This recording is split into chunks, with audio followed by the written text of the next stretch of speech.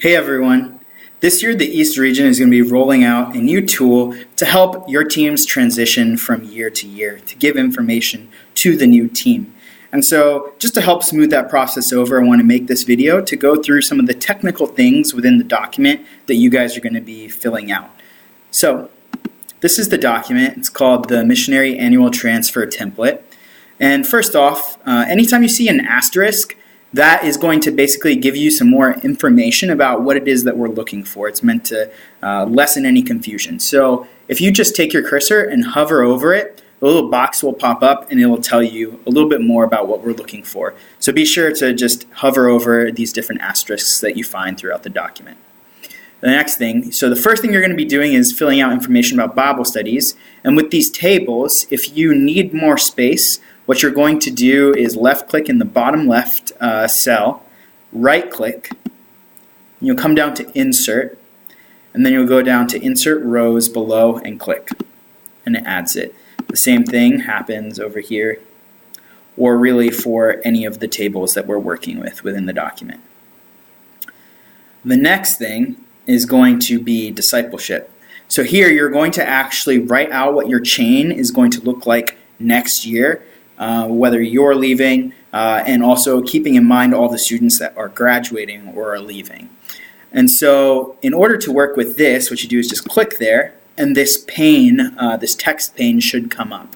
If it does not, just come over here to Design, and then there will be this little button for Text Pane. Click that, and it should pop up. And just like if you guys were working with the outline format of Word, that is how this is going to work. So whatever you change over here, your name, is going to change within the actual graphic over here. So you can just go ahead and change the names. And then also, just like, so if I go over to Disciple 1 and I hit Enter, it's going to add a third disciple. If I wanted to actually add a disciple to Disciple 1, I would hit Tab, and then it adds it into that person. So you can go ahead and add disciples that way and change their names. Enter to add a new person, Tab to actually put them under. And if you want to take it back a space, you hit the backspace button. And again, and this is if I hit backspace again, it's going to add a disciple to me. See, so now I have 3 disciples. And yeah, if you are not feeling comfortable using this document outline, what you can do is also just click one of the things, right-click it, and then hit Add Shape below, and it's going to add a person.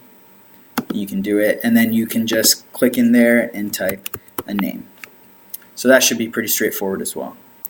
Lastly, we're going to do some profiles on each of the disciples within our chains. This is just to get a little bit more information. For the bio, I recommend that you hover over this and get a sense. We want to keep this relatively short and to the point.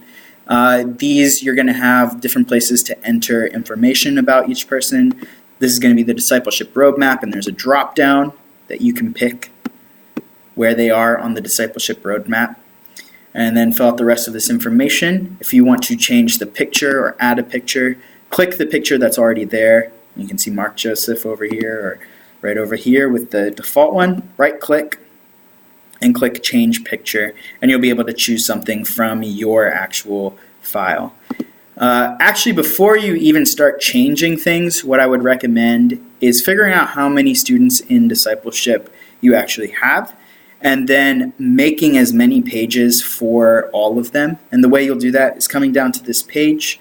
If you hover over the top left corner, this little crosshair will come up. Left click that, then right click it and copy. Then come down to the bottom and insert a page break. So now you have a blank page here. Hit enter once and then paste. And you have all of the, you have another page to add. And I would just keep doing that until you have enough profiles for all of your disciples.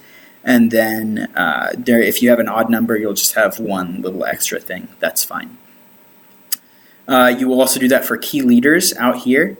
Key leaders are just going to be students that are not in discipleship, maybe not in Acts, but that you really want to share with the next set of missionaries to just invest in. I recommend keeping the number of students that you do here, key leaders, down to somewhere between 2 to 5, because we don't want to overwhelm whoever's going to take over for you. So that's all that we really have within this document for all of you guys. If you have any questions, if you run into any issues or bugs, please feel free to email me or call me. You can also talk to your DCO, and they should be able to help. But we hope that this tool will be helpful for you and for the following team. We appreciate your time.